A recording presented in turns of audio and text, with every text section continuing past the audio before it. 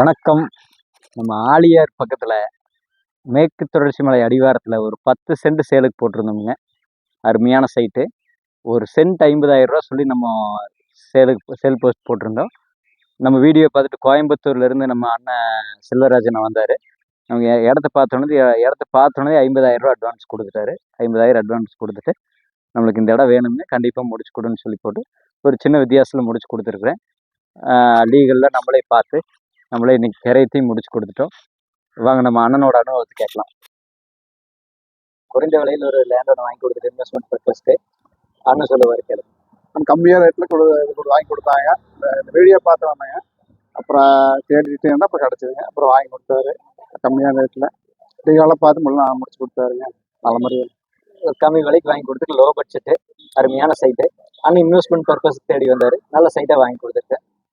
ரொம்ப நன்றி.